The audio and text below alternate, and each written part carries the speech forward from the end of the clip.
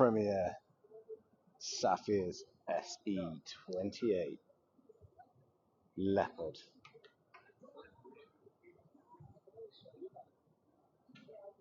I mean, this is worth a visit to Dusseldorf alone, surely. Well, I'd say that. Maybe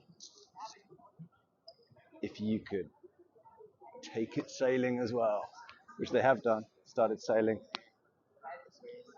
at the end of December, and it looks like an absolute weapon. Luxury day sailing meets sports boat, easy handling fun.